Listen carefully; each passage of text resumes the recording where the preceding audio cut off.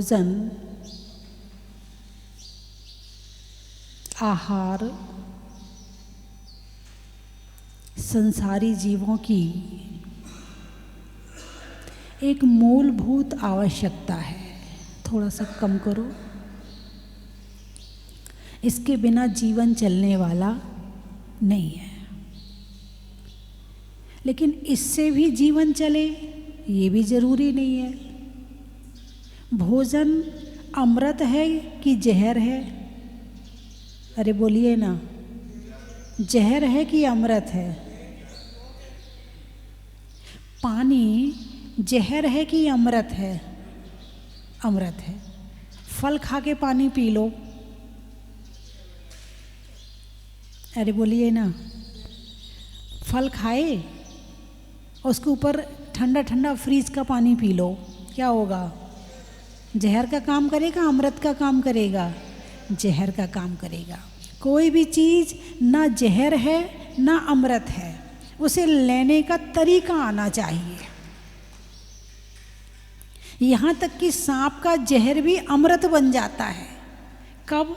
जब दवाई के रूप में लिया जाता है। जो कीमोथेरेपी है ना, कीमो, जिसको कैंसर हो जाता है, कीमो क्या है? सांप का जहर ही तो है। सांप का जहर ही तो है।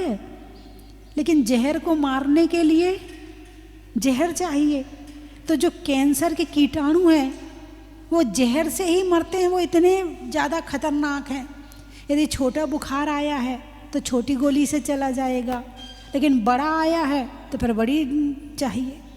ऐसे ही कैंसर एक बहुत बड़ी बीमारी है।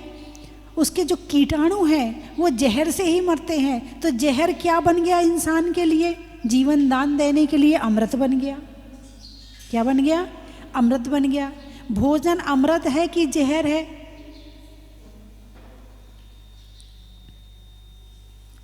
आयुर्वेद पद्धति नाम तो सुना होगा। प्रकृति से जुड़ी हुई पद्धति,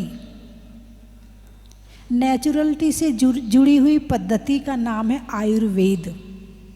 आयु यानी जीवन, वेद यानी जानना। जीवन को जानने की जो पद्धति है उसका नाम है आयुर्वेद, है ना? तो तुम्हारी जो रसोई है वो क्या है? औषधालय है। क्या है? औषधालय है। वहाँ पर समस्त तरह की बीमारियों का इलाज तुम्हारी रसोई के अंदर है। किस में धनिया लेना है, किस में जीरा लेना है, किस में मेथी खाना है, कहाँ अजवाइन खाना है, कहाँ मिर्ची खानी है, कहाँ क्या खाना है। यदि ज्ञान हो ना तो ये तुम्हारा मसाला ही दवाई बन जाएगा। और ज्ञान ना हो तो यही भोजन तुम्हारी बीमारी का कारण बन जाएगा, है ना? तुम यदि तरीके से लोगे तो औषधि बन जाएगी, और बिना तरीके से खाओगे तो बीमारी बन जाएगी। ज्ञान होना बहुत जरूरी है। किसका? आयुर्वेद, जीवन को जानने का। आयुर्वेद का क्या मतलब है? जीवन को जानना। लेकिन आजकल आती है दवाई। क्या आती है? दवाई। जो दबाने को आई वो दवाई, जो बीमारी को दबाए वो दवाई। निकाले नहीं, दवाई। लेकिन हमारे यहाँ उसको औषधि बोलते हैं, जो अमृत के समान होती है, जो जड़ से निकाल देती है। और आयुर्वेद का मतलब है जीवन को जानना। तो रसोई क्या है? औषधालय है। औषधि के लिए जहाँ औषधि रखी होती हैं उसको क्या कहते हैं? औषधालय। तुम्हारी रसोई में क्या रखा है? औषधि रखी है। लेने का ज्ञान नहीं है। कौन सी चीज़ कब खाना है, कितनी खाना है कि नहीं खाना है, पेट में कितनी जगह होनी चाहिए, कितना पानी पीना चाहिए, कितना दूध पीना चाहिए, कितना जो विटामिन है वो लेना चाहिए। आजकल तो बड़े ज्ञानी लोग आ रहे हैं, आजकल तो बहुत है। हाँ, इसमें फाइबर ज़्यादा है, इसमें चर्बी ज़्यादा है, इसमें वो क्या क्या तुम मतलब विटामिन, इसमें ये विटामिन होता है इसलिए ये खाओ, इसमें ये कैल्शियम होता है इसलिए इसको खाना। पहले नहीं सोचते थे, पहले ये सोचते थे कि क्या नहीं खाना और क्या खाना, तो सही चीज़ ग्रहण कर लेते थे और जो सही नहीं होता था उसे छोड़ देते थे। तो आयुर्वेद अपने आप ही सही चलता था। और पहले की जो माताएं होती थी वो तो वैद्य होती थी, वैद्य। बेटे ने कहा मम्मी कान में दर्द हो रहा है, बस फटाफट सरसों का तेल गरम किया, कान में डाला, कान ठीक। उसने कहा मम्मी गैस बन रही, पेट में दर्द हो रहा है, लो अजवाइन लो, अजवाइन सेंक के दे दी, नहीं तो जीरा दे दिया, लो तुम्हारा गैस ठीक है। मम्मी सिर में दर्द हो रहा है, गर्मी का दर्द है कि सर्दी का दर्द है, इस बात का ज्ञान होना भी जरूरी है, क्योंकि दर्द की जगह एक है, कारण अनेक है, कारण अनेक हैं। तो इस बात का ज्ञान होना जरूरी है कि सिर का दर्द हो रहा है तो इसमें ठंडी की वजह से है कि गर्मी की वजह से है, वैसी उसकी दवाई होती है। बेटा बाहर से चल के आया है, ले थोड़ा मुरब्बा खा ले। बेटा गर्मी में धूप में जाने वाला, बेटा मुरब्बा खा के निकलना। ये क्या है? आयुर्वेद है। ये क्या है? औषधि है। और अब की माताएं, जुकाम हुआ, ले टैबलेट ले ले, दवाई, बस थोड़ी देर के लिए दवा दी, दोबारा फिर आ गया, दोबारा फिर तो अभी आपने जितने mg की दवाई ली है उससे ज़्यादा की लेनी पड़ेगी, फिर अगले बार उससे ज़्यादा की, तो भाई शरीर ऐसा हो जाएगा दूसरी दवाइयाँ असर ही नहीं करेंगी। आपको गैस बनी, आपने फटाफट दवाई खा ली। अरे गैस बनी है तो जीरा खा लो, और कैसे खाना, तुम्हारा मोबाइल है ना, सर्च करके पूछ लो कि जीरा कैसे खाना है, अजवाइन कैसे खाना है, धनिया कब खाना है, अब तो सब बता देगा तुम्हारा। ये कोई बताए ना बताए, तुम्हारा मोबाइल सब बता देगा। इससे पूछने की देर है बस आपको। सिर दुख रहा है तो क्या करें, ठंडी से दुख रहा है तो क्या करें, गर्मी से दुख रहा है तो क्या करें, पेट में दर्द हो रहा है तो क्या करें, ये आपको सब बता देगा। अरे बोलिए ना, हैं? आधा वैद्य तो तुम्हें यही बना देगा कि हरड़ क्या करती है, बहेड़ा क्या करता है, आंवला क्या करता है, गेहूं में कौन से विटामिन है, चावल में क्या है, क्या खाना क्या नहीं खाना, इस बात का ज्ञान होना बहुत ज़रूरी है। एक बार की बात, अभी कोई घटना सुनी थी मैंने, वो याद आ रही, मैं आपको बता दूं।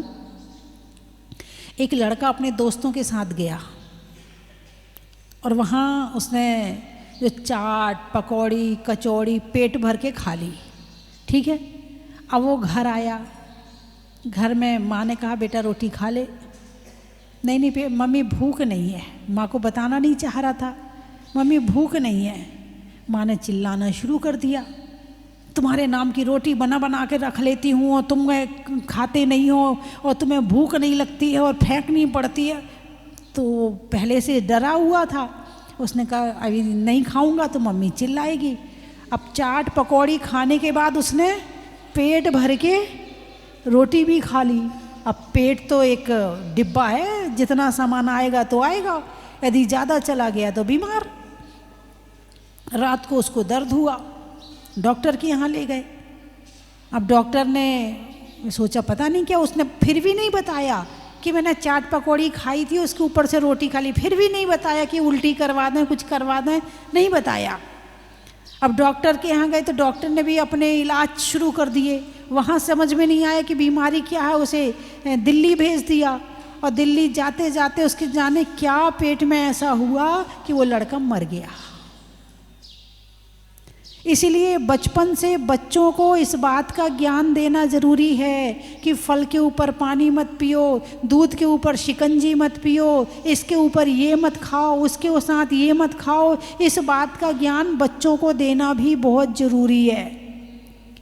कुछ लोग आयुर्वेद की दवाइयाँ तो इसलिए नहीं खाते हैं कि वैद्य जी अभी कहेंगे खटाई छोड़ो, चावल छोड़ो, अभी कहेंगे आलू छोड़ो, अभी कहेंगे कि भिंडी छोड़ो, अभी कहेंगे कि मतलब जो भी नुकसान करने वाली चीज़ है वो छोड़ने के लिए कहेंगे। बोले आयुर्वेद की दवाई हम नहीं लेते, वो तो सब छुड़वाते रहते हैं। अंग्रेजी दवाई सबसे अच्छी, चाहे पीलिया क्यों ना हो जाए, सब खाओ, दवाई भी खाओ और सब खाओ हैं। और जबकि पीलिया की दवाई कुछ भी नहीं है, केवल एक पत्ती आती है, हरी पत्ती है ना, आती, उसको दूध में मिला के कोई कोई देते हैं, बस वो आधी गिलास 1 गिलास पी लो दिन में 1 बार, वो अपने हाथ से देते हैं।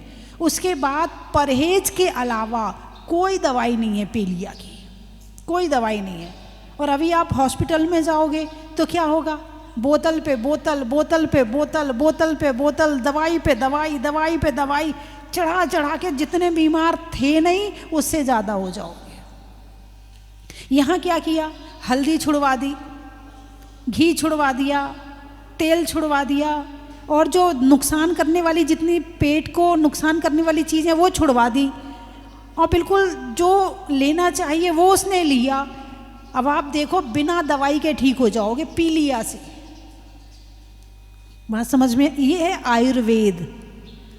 और यदि किसी डॉक्टर के यहाँ गए तो सुबह की दवाई अलग, उसके 2 घंटे के बाद की अलग, 3 घंटे के बाद अलग, 4 घंटे की अलग, सोने की अलग, उठने की अलग, सुबह से शाम तक दवाई खिला खिला के जितना पेट खराब था नहीं उससे ज़्यादा कर देगा। और छोड़ने के लिए तो कुछ कहेगा ही नहीं कि आपको कुछ नुकसान करना, आप तो सब खाओ, जो खाना आपको सब खाओ, आप तो बस हमारी दवाई खा लो आप, ताकि दोबारा दवाई खाने फिर ज़रूर आओगे। और आयुर्वेद में क्या है, खांसी हुई है तो क्या छुड़वाएंगे, नींबू की शिकंजी, नींबू इमली, दही, यही तो छुड़वाएंगे ना। आपने इतनी चीज़ें छोड़ दी और फिर दवाई खाओगे, थोड़े दिन में वो जल्दी ठीक हो जाओगे। अब वो कहता आप तो नींबू भी खाओ, इमली भी खाओ, बस मेरी दवाई खा लो। यही है ना अंग्रेजी दवाई, एलोपैथी यही तो सिखाती है, हैं? तो आयुर्वेद घर की माँ को वैद्य के समान होना चाहिए, और इस बात का ज्ञान होना चाहिए कि बच्चे को क्या नुकसान करता है, क्या नुकसान नहीं करता है, इसकी गर्म प्रकृति है कि इसकी ठंडी प्रकृति है कि इसकी गैस वाली प्रकृति है। माँ को इस बात का ज्ञान होना बहुत ज़रूरी है। एक बहन जी आई, मैंने पहले शायद ये बताया है, बोले मेरे बेटे को ना वो सांस की प्रॉब्लम हो गई है। अच्छा, फिर वो अब महिलाएं अपनी बच्चों के प्रति जो बात भाव में आती वो कहती तो हैं ही। अब मैं चुपचाप सुनती रही। बोले मैं तो अपने बेटे का ना बहुत ध्यान रखती हूँ, बहुत ध्यान रखती हूँ। जब वो गर्मियों में स्कूल से लौट के आता है तो एसी तो मैं बिल्कुल कमरा चील्ड करके रखती हूँ उसके लिए, बेचारा गर्मी में आएगा तो कमरा चील्ड करके रखती हूँ, और अनार के जूस को निकाल के फ्रीज में रख देती हूँ ताकि वो जूस पी ले और गर्मी ना लगे उसको, ठीक है। अब उसके बाद बच्चा बड़े आदमी है, पैसा है, पैसा कहाँ से निकालें, भोग तो करेंगे, तो भोग कहाँ से होगा, शरीर से ही होगा। अब शरीर में ताकत है कि नहीं भोगने की, ये तो देखो पहले कि भोगने के लिए तैयार हो तुम। अब बेटा रात में कहाँ सोता है, एसी में सोता है। स्कूल जाता है तो बस एसी, स्कूल एसी, लौट के आया तो एसी, उसको गर्मी लगी कहाँ, और आते ही उसको तुमने जूस और पिला दिया फ्रीज का ठंडा ठंडा। अब सांस की प्रॉब्लम नहीं होगी तो क्या होगी। इस शरीर को तो प्रकृति के अनुसार रखो, गर्मी में गर्म रखो, ठंडी में ठंडा, अपने आप ठीक रहेगा। जो मौसम के अनुसार जीता है, हाँ ठीक है, ज़्यादा ठंड हो रही है कपड़ा पहन लो, ज़्यादा ठंड हो रही है तुम कान बांध लो, चलो इतना तक तो फिर भी चलता है। लेकिन आप बिल्कुल, या गर्मी आ रही तो बिल्कुल एसी से बाहर ही ना निकलो, फ्रीज का ठंडा ठंडा पानी पियो, ऊपर से अब पैसा है तो जूस भी पियो। अब मजदूर थोड़ी है कि भाई पैसा नहीं है तो जूस नहीं पी सकते हैं, तो जूस भी पियो, 1 गिलास सुबह पी लो, 1 गिलास दोपहर में पी लो, 1 गिलास रात में पी लो। अब कौन सी चीज़ कब खानी है कब नहीं खानी है, इस बात का ज्ञान होना जरूरी है। अब हमारे मुनिराज ठंड में कैसे रहते हैं, गर्मी में कैसे रहते हैं, प्रकृति के साथ रहते हैं। ये शरीर क्या है, प्रकृति है, इसको क्या चाहिए, प्रकृति चाहिए। जो प्रकृति के साथ जीता है उसका शरीर भी स्वस्थ रहता। इस शरीर बना है शाकाहार के हिसाब से। जो मांसाहार वाले प्राणी होते हैं उनके दांत अलग तरह के होते हैं। सबसे पहली उनकी निशानी है मांसाहार की, उनके दांत अलग तरह के होते हैं जिससे वो शिकार करके उसको खा सके। उनके दांत वैसे होते हैं, उनकी निगाहें वैसी होती हैं, उनके विचार वैसे होते हैं। और जो शाकाहारी पशु होते हैं उनके दांत अलग तरह के, जैसे गाय है, भैंस है, ये अलग तरह, इनके दांत अंदर की तरफ होते हैं। और जो कुत्ता आदि उनके 2-3 दांत बाहर की तरफ निकले होते हैं, आपने ध्यान दिया हो तो, है ना। तो वो मांसाहारी हैं। तो मनुष्य क्या है? शाकाहारी। इसके दांत कैसे हैं? शाकाहारी। अच्छा, गाय पानी कैसे पीती है? जीभ निकाल के पीती है या मुंह बंद करके पी लेती है? जीभ निकाल के नहीं पीती है, जीभ निकाल के गाय नहीं पीती है, शाकाहारी है। लेकिन जो मांसाहारी पशु है वो जीभ से पानी पीता है। आप ध्यान, कुत्ता है, कुत्ता जीभ से पीता, मांसाहारी है। तो मनुष्य कैसे पानी पीता है? अरे बोलिए ना, मुंह से पीता ना कि जीभ निकाल के पीता है? नहीं पीता ना। तो मनुष्य का शरीर कैसा बना है? शाकाहार के हिसाब से। कैसा बना है? शाकाहार के हिसाब से। तो कैसा भोजन होना चाहिए? शाकाहार के हिसाब से। 3 तरह का भोजन होता है, राजसिक, तामसिक और सात्विक। राजसिक, जो राजा आदि होते हैं, पहलवान होते हैं, उनको राजा मतलब गरिष्ठ भोजन। कैसा भोजन? गरिष्ठ भोजन, ये राजसिक भोजन है। तामसिक भोजन, तामसिक, तम यानी अंधेरा, तम यानी अंधेरा। पहली बात है, जो आलू है, प्याज है, गाजर है, वो कहाँ होती है? उजाले में कि अंधेरे में? जमीन के अंदर क्या है? अंधेरा है कि उजाला है? अंधेरा है ना। अरे बोलिए ना। जब अंधेरे की चीज होगी तो तुम्हारे जीवन में क्या लाएगी? अंधेरा लाएगी। तुम्हें रात में खाने को प्रेरित करेगी, तुमसे उल्टे सीधे चीज काम करवाएगी। इसको कहते हैं तामसिक भोजन। कौन सा भोजन? तामसिक भोजन। और तीसरा है सात्विक भोजन। अब सात्विक को बताने की जरूरत नहीं है, हैं? आज आप देखो, किसी भी एरोप्लेन में यदि कोई अग्रवाल जाए, कोई इस तरह के जो सात्विक लोग होते हैं, और जब वहाँ जाते हैं तो वहाँ पता कौन सा भोजन मांगते, कौन सी थाली मांगते हैं? जैन थाली दे दो। कौन सी थाली दे दो? जैन थाली दोगे, उसमें आलू नहीं आएगा, प्याज नहीं आएगा, उसमें जो सात्विक चीज़ें हैं वो ही आएगा। और इसके अलावा जो थाली है वो तामसिक है ना। तो आलू क्या है? तामसिक भोजन है। इसीलिए मना करते कि आलू आदि नहीं खाना चाहिए। एक आलू में अनंतानंत जीव होते हैं। कितने जीव? यदि एक लौकी है तो एक लौकी में एक जीव है, एक लौकी में एक जीव है। लेकिन एक आलू में अनंत जीव हैं। अब आपको कहा जाए कि दोनों में से कौन सा आप ग्रहण करना चाहोगे, तो क्या कहोगे? अनंत जीवों को मारना चाहोगे या केवल एक लौकी से ही काम चलाना चाहोगे? अरे बोलिए ना। अरे इतने सारे जीव बच रहे हैं तो क्यों खाएं आलू, है ना। तो इसीलिए आलू आदि नहीं खाना चाहिए, है ना। तो राजसिक, तामसिक और सात्विक। तो राजसिक जो पहलवानी आदि करते, जो राजा युद्ध लड़ते हैं, उन्हें शरीर में ताकत की ज़्यादा ज़रूरत होती है, बहुत ज़्यादा ज़रूरत होती है, तो फिर वो गरिष्ठ भोजन करते हैं, यानी हैवी, है ना। और सात्विक ठीक है, चल रहा है, नहीं आप भी अच्छा भोजन करो, मना नहीं कर रही हूँ, लेकिन कम से कम तामसिक भोजन तो ना करो, मांसाहार तो ना करो। क्योंकि मनुष्य का शरीर कैसा बना है?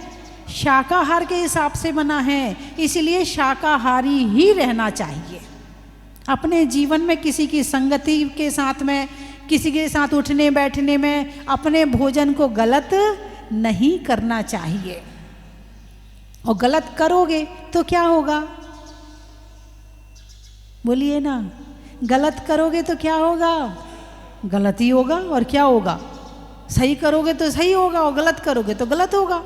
अब आप कहोगे सात्विक लोगों को बीमारियां होती हैं कि नहीं होती? होती हैं, होती हैं। कुछ बीमारियां होती हैं लापरवाही से और कुछ बीमारियां होती हैं कर्म के उदय में। तो वर्तमान में कौन सी बीमारियां ज़्यादा हो रही हैं?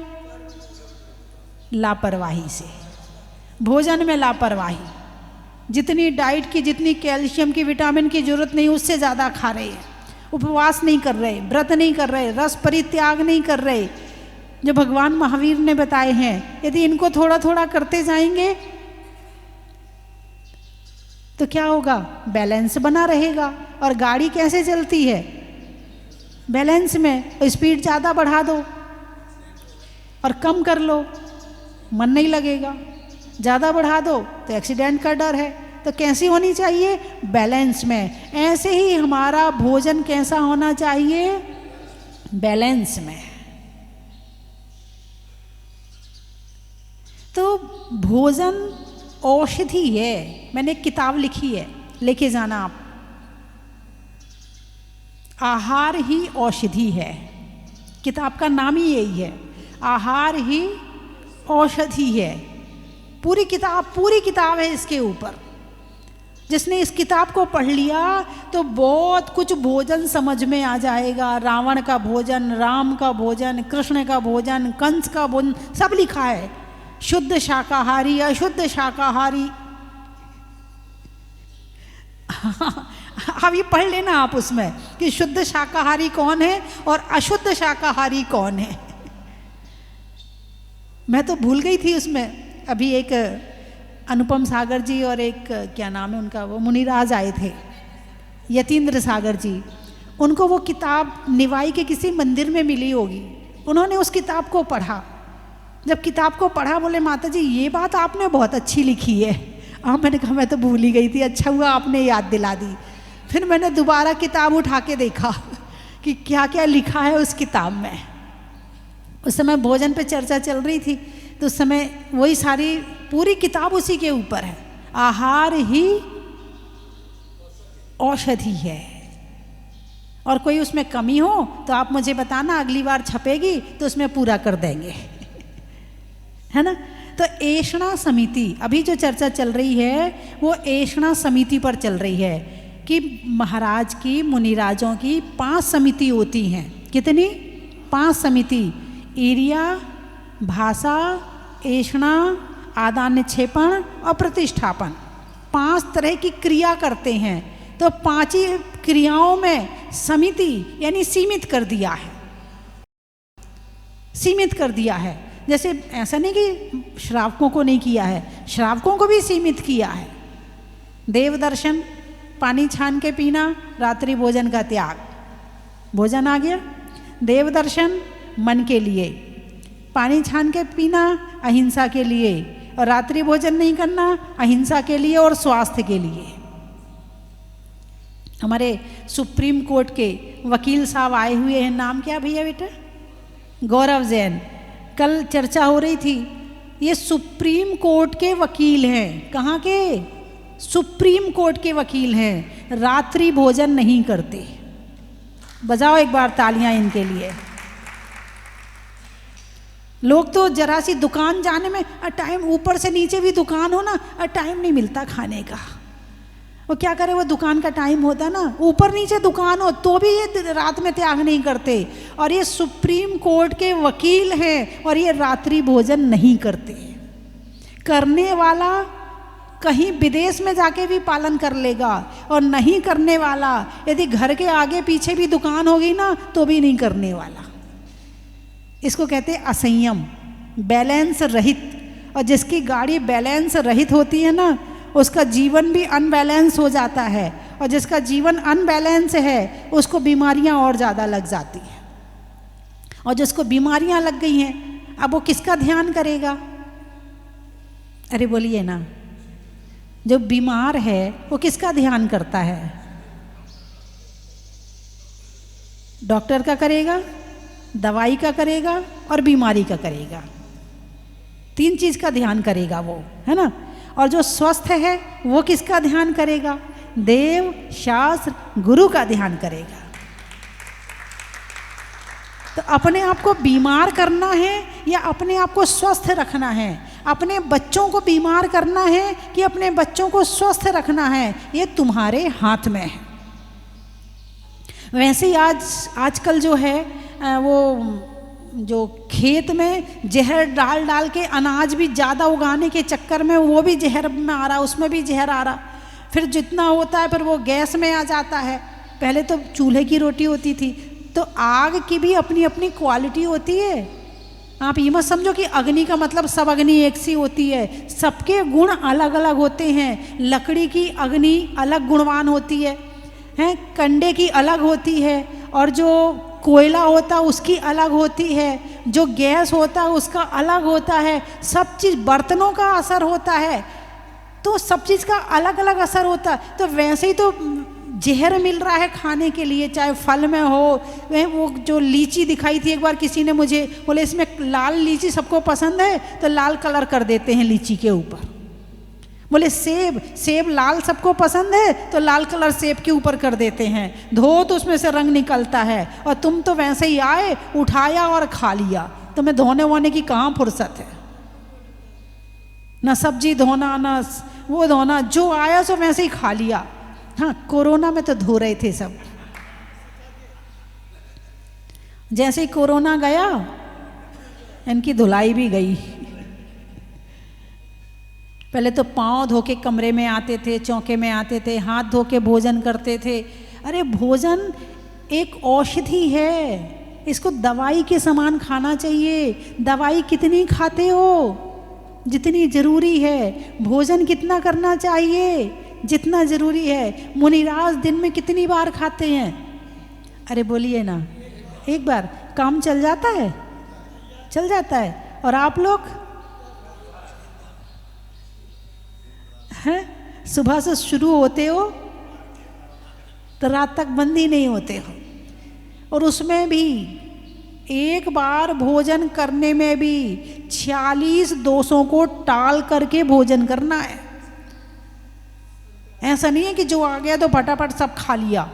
ऐसा नहीं है कि जैसी भी परिस्थिति है कहीं भी खा लिया, कहीं भी बैठ गए। नहीं, शुद्धि का पूरा ध्यान रखा जाता है। जैसा खाओ अन्न वैसा होगा मन, जैसा पियो पानी वैसी बोलो वाणी। यदि मन को शुद्ध रखना है तो अन्न को शुद्ध रखना जरूरी है। एक कथा आती है, पहले सब एक ही धर्म मानते थे।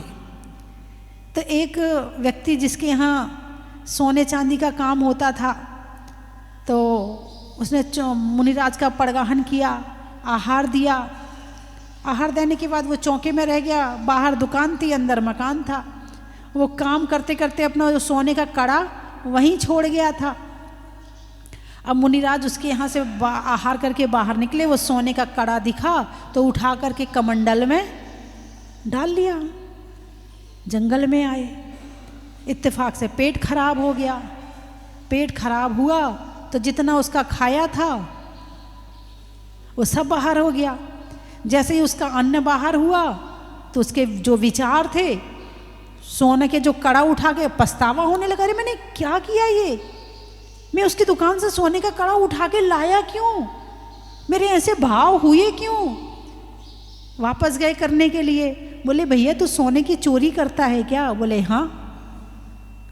बोले मेरा बाप भी आ जाए तो मैं छोड़ने वाला नहीं हूँ। यानी वो साफ करने के चक्कर में थोड़ा ना थोड़ा सोना कहीं से निकाल ही लेते थे। वही चोरी की कमाई थी, वही अन्न खिलाया था। और जैसे ही वो अन्न पेट में गया तो चोरी करने के भाव हो गए, और वो पेट से बाहर निकला, वापस मुनिराज अपने भाव में आ गए। जैसा खाओ अन्न वैसा होगा मन, और जैसा पियो पानी वैसी बोलो वाणी। तुम्हारा व्यापार भी सही। आप पहले देखो, पहले के समय में या तो कपड़े का व्यापार होता था और या फिर जौहरी होते थे। जैनी दो ही काम करते थे, तीसरा काम नहीं होता था, हैं। और किराना की दुकान मान लो, उसमें भी इतनी हिंसा नहीं है, उसमें भी इतना वो नहीं होता है ना। अब तो ब्यूटी पार्लर खुल रहे हैं जैनियों के। बाल काटने का काम किसका है? अरे बोलिए ना, नाइयों का हाथ पांव साफ करने का काम किसका है? और अब जूते चप्पल की दुकान भी हो रही है। तो हमारा जो व्यापार है वो भी धर्म से रिलेटेड होना चाहिए। अब तो जॉब करते हैं, लेकिन जॉब में भी कभी कभी दिक्कत आ जाती है। एक लड़का था तो वो बैंक में जॉब करता था, भीलवाड़ा की बात है। अब जब बैंक में जॉब करता है तो वहाँ लोन लेने वाले आते हैं, उसका डिपार्टमेंट लोन डिपार्टमेंट था। अब एक आदमी आ गया वो मच्छी पालन केंद्र के लिए लोन लेने के लिए। अब वो कहे जेनी तो बेचारा परेशान हो गया, मैं तो देने वाला, चाहे मुझे नौकरी छोड़नी पड़े, लेकिन मैं उसको लोन देने वाला नहीं हूँ। अब उसे वो आया यहाँ, भगवान के सामने प्रार्थना करी, भगवान आप रक्षा करो नहीं तो नौकरी छोड़ दूँगा, लेकिन मैं ये काम तो करने वाला नहीं हूँ। जब वो यहाँ से वापस गया तो उसका जो लोन का फॉर्म था वो कैंसिल हो गया, उसने वापस ले लिया था, किसी कारण से उसको लोन चाहिए नहीं था। ये करीब 10 साल पहले की बात है, जब भगवान यहाँ शुरू में आए थे, उस समय की बात है। यानी एक जैनी के ऐसे संस्कार होते हैं कि कहीं भी जहाँ हिंसा की बात आए वो करने वाला नहीं है। यानी उसका जो व्यापार होता है वो भी हिंसा वाला नहीं होता, फिर उससे जो अन्न आता है वो भी हिंसा वाला नहीं होता है। तो भोजन कैसा होना चाहिए? शाकाहारी होना चाहिए। जिसके हिसाब का हमारा शरीर बना है, जिस हिसाब का हमारा जीवन है, उस हिसाब से हमें शाक यानी सब्जी, शाक यानी सब्जी, शाकाहारी यानी सब्जी वाला आहारी। सब्जी यानी उसमें आप गेहूँ, दाल, चावल ये भी सब उसी में आ जाएंगे, है ना। तो जब इतना दिया है प्रभु ने, तो फिर क्यों उल्टे सीधी चीज़ों को खा पी करके अपने जीवन को खराब करें और दुनिया भर की बीमारियां पैदा करें। समय हो गया है, तो मैंने क्या कहा आपके समझ में आया है ना। तो आप हर चीज़ के गुण देखो, जीरे के क्या गुण हैं, हल्दी के क्या गुण हैं, धनिया के क्या गुण हैं, नमक के क्या गुण हैं, सब आपके पास मोबाइल यंत्र है, जादुई की छड़ी है। आप तो बस बटन दबाओ, जादू की छड़ी आपको प्रकट कर देगी। जीरे में इतने गुण हैं, हल्दी में इतने गुण हैं, आपको प्रकट कर देगी। आप खोल के देखो, आपको सब कुछ मिल जाएगा। और किस में मिलेगा? गूगल में। और एक और चीज़ होती है कुछ, यूट्यूब में। हाँ, यूट्यूब में भी मिल जाएगा, आप खोल के देख लेना। आपको पूरा आयुर्वेद का, आप पूरे वैद्य बन जाओगे और अपने बच्चों को भी सही भोजन कराओगे और तुम भी स्वयं सही भोजन करोगे। जो पैकेट में भरा भरा आता वो नहीं खिलाओगे। पहले घर में बासी रोटी होती थी तो कभी लड़कों को बासी रोटी खाने माँ कहती थी तू खा ले, उसको नहीं देना। बोलिए हाँ या ना? मैं खा लूँगी, उसको मत देना है। पुरुषों को कभी बासी रोटी नहीं खिलाई जाती थी। और ये पिज़्ज़ा बर्गर जो आ रहे हैं ये, अरे बोलिए ना, कब की है पता ही नहीं है। तो बासा भोजन पेट को खराब करता है, दिमाग को ठंडा करता है। इसीलिए क्या कहा है कि जो बाजार की चीज़ें हैं वो नहीं खानी चाहिए। फिर भी आपके बच्चे नहीं मानते हैं। कभी महीने में 1-2 बार से ज़्यादा मत खिलाओ। उन्हें ये कहो खिलाएंगे, मगर तुम्हें महीने में 2 बार से ज़्यादा, उनके माइंड को जैसा सेट करोगे वो सेट हो जाएंगे। 1 बार रोएंगे, 2 बार रोएंगे, नहीं बेटा ये तो हमारे घर नियम है कि हम ऐसा नहीं करेंगे। ठीक है, तुम जाते हो किसी के यहाँ जिनके यहाँ रात्रि भोजन नहीं मिलता तो नहीं खाते ना भाई, इनके यहाँ का नियम है। संविधान में ऐसा लिखा है, ऐसा होना चाहिए। वकील साहब भाई संविधान में लिखा है बाएं तरफ चलना चाहिए, तो दिमाग सेट हो गया कि बाएं तरफ चलना चाहिए, है ना भाई। लिखा है देव दर्शन रोज करना चाहिए, दिमाग सेट हो गया हमें मंदिर रोज जाना है, दिमाग सेट हो गया। ऐसे ही घर के भी कानून होने चाहिए कि हमारे घर में ऐसा नहीं होता है, तो बच्चे वैसे सेट हो जाएंगे, है ना। चलिए, तो मुनिराजों से शिक्षा लेनी चाहिए। मुनिराजों को देखकर हमें इस बात का ज्ञान लेना चाहिए कि जब ये एक बार आहार करके अपना इतनी साधना कर सकते, इतना चल सकते हैं, तो आप कम से कम 2 बार खाना है तो रात को तो छोड़ना ही चाहिए, है ना। मैं 3 चीज़ें बोलूँगी, आपको कहना बड़ा ही महत्व है। सुना दूँ, रहने दूँ, सुना दूँ? अच्छा। साधुओं में बिहार का, महिलाओं में हार का, और भोजन में शाकाहार का बड़ा ही महत्व है। नहीं करने में खेद का, नहीं करने में खेद का, लंका के भेद का, और ज्ञान करने में आयुर्वेद का बड़ा ही महत्व है। हिंदी में मात्रा का, स्कूल में छात्रा का, आज आपकी जहाजपुर की यात्रा का बड़ा ही महत्व है। कहाँ कहाँ से आए हो? दिल्ली। त्रियंचों में बिल्ली का, डंडा में गिल्ली का, और आने वालों में दिल्ली का बड़ा ही महत्व है। रतलाम। अच्छा। सिर दर्द में बाम का, अयोध्या में राम का, और आने वालों में रतलाम का बड़ा ही महत्व है। बदनावर। अच्छा। बारात में वर का, पक्षी में पर का, और आने वालों में बदनावर का बड़ा ही महत्व है। हावड़ा। अच्छा। खेत में फावड़ा का, गोत्र में छावड़ा का, और आने वालों में कलकत्ता हावड़ा का बड़ा ही महत्व है। गोंदिया। दिवाली में दिया का, सावन में बिया का, और आने वालों में गोंदिया का बड़ा ही महत्व है। हुबली, कर्नाटक। अच्छा। तपस्या करने में बाहुबली का, घर में बबली का, और आने वालों में हुबली का बड़ा ही महत्व है। मुरैना।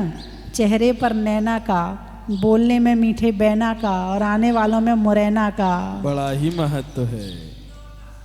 आम की बौर का, सूर्य के सौर का, और आने वालों में इंदौर का बड़ा ही महत्व है। महिलाओं में कड़ा का, गर्मी में घड़ा का, और आने वालों में भीलवाड़ा का बड़ा ही महत्व है। बांसवाड़ा। जनवरी में जाड़ा का, जाड़े में काढ़ा का, आने वालों में बांसवाड़ा का बड़ा ही महत्व है। हो गए सारे। आरोन। व्यापारियों में फोन का, प्रश्नों में कौन का, और आने वालों में आरोन का बड़ा ही महत्व है।